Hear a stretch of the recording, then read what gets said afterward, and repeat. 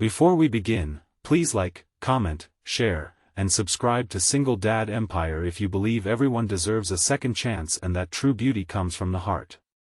Your support helps us share more stories that inspire compassion and hope. The entire restaurant went silent the moment she walked in. I still remember the sound of the laughter stopping, one table at a time, as every head slowly turned toward the entrance. My friends had spent weeks convincing me to go on a blind date. They promised me she was funny, intelligent, and kind. They refused to show me a picture. Instead, they kept teasing me, telling me to trust them. What I didn't know was that several of them had turned the evening into a cruel joke. As I sat at the table near the window, sunlight pouring through the glass and painting the restaurant floor with warm afternoon light, I noticed people in the corner secretly holding up their phones. At first, I thought they were recording something behind me. Then she stepped through the door. Her name was Marisol. She was a large woman. Much larger than anyone I had ever dated. She wore a simple beige dress and carried herself carefully, as though she had spent years trying not to attract attention. Her eyes remained fixed on the floor while she walked toward my table. Around the room, I heard whispers. A few people smirked. Someone near the back laughed. Then I noticed my friends standing near the entrance. They weren't trying to hide their amusement. That's when I understood. This wasn't just a blind date. They had set this entire thing up so they could watch my reaction. For a split second, anger surged through me. Not because of Marisol. Because of them. Because they had invited another human being into a situation designed to humiliate her. As Marisol approached the table, I noticed something heartbreaking. She already knew. The sadness in her eyes told me everything. This wasn't the first time. She had experienced this before. Maybe dozens of times. Maybe hundreds. People pretending to be interested. People making jokes. People treating her existence like entertainment. She stopped beside the table and offered a nervous smile. The room waited. My friends waited. Everyone wanted to see what I would do. I stood up. The chair scraped against the floor. Several people leaned forward. Marisol's face tightened as if she were preparing for rejection. Then I pulled out her chair and welcomed her to sit. The room became completely silent. Not awkward silent. Stunned silent. For the first time that afternoon, Marisol looked directly into my eyes. I saw confusion there. Then relief. Then something else. Hope. The date began slowly. She spoke softly at first, choosing every word carefully. Years of judgment had taught her to protect herself. Meanwhile, I found myself becoming increasingly uncomfortable not because of her, but because I could still see people watching us. The entire situation felt cruel. Eventually, I asked her how she knew my friends. Her smile faded. She explained that one of them worked with her cousin. When they mentioned a blind date opportunity, she hesitated. But after years of avoiding relationships because of her size, she decided to take a chance. She laughed nervously and admitted that maybe she had been foolish to believe things could be different. That statement hit me harder than anything else she said. Nobody should have to apologize for hoping.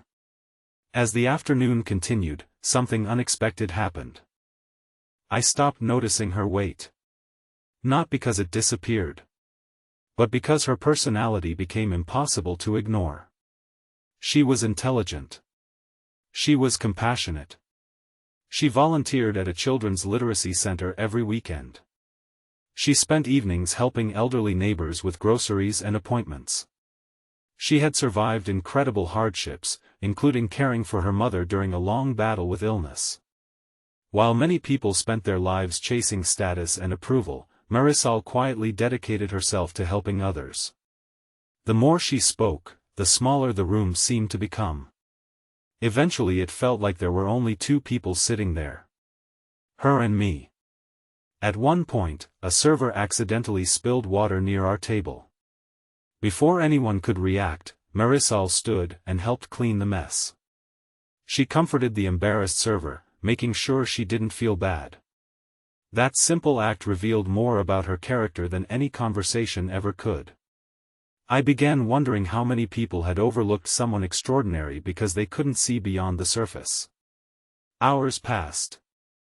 The lunch crowd became the afternoon crowd. The afternoon crowd became the early dinner crowd.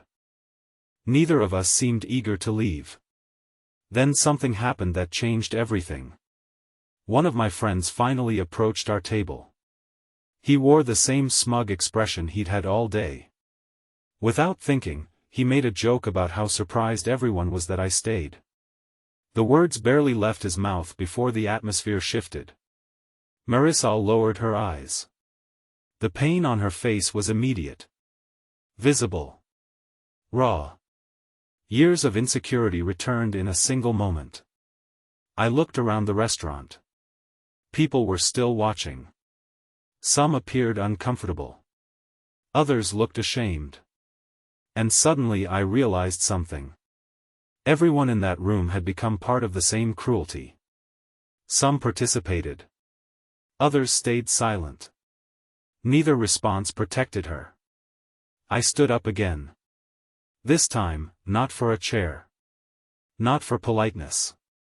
But because someone needed to say what should have been said long ago.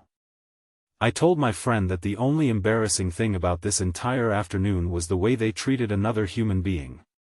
I told him that setting someone up as the punchline of a joke wasn't funny. It was cowardly.